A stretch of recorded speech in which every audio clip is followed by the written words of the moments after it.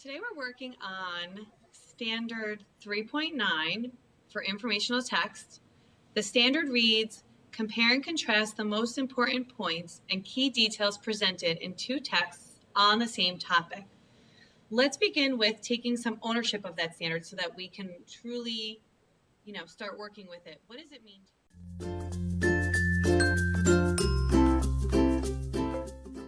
I mean, they will be trying to figure out the main idea, which is what important points is. And for the kids, maybe it should say determining the main idea and noticing key details. Yeah. Learning to think in a higher level way because they're taking two different points of view. And even if it's not two different points of view, it could be that, let's say, down the road, as they're reading for information for some type of research report, that they could get different information on the same topic from different texts.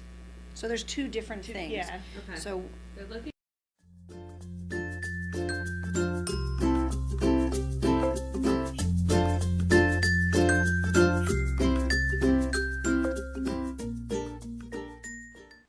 Ever use a Venn diagram? Like, would we maybe incorporate that at some point? we could. I mean, that's kind of like what I think of, the first graphic organizer. For some of them, it may help, to trigger. Compare and contrast two things, non-text, maybe use the grammar. The grammar lesson, if they wanted something concrete, it would be helpful.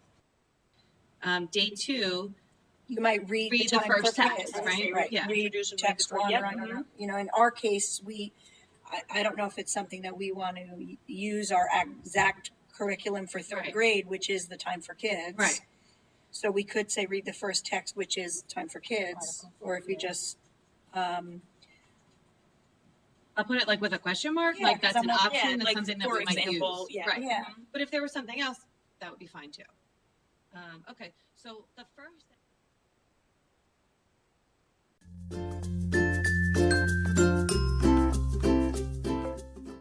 And I feel like I know we went past the R, the rigor with the objectives, but I feel like as we were doing our activities, we were already starting to get into that. So, And I think the big rigorous objective will be that they will write an RST It's the end, comparing right. the two. That's the assessment at the end, to write a compare and contrast, which would probably end up being 4 paragraphs because there would be an opening and then the things that are Each the text same, and the the contrast. things that are different, and then a close. So it would be a 4 paragraph.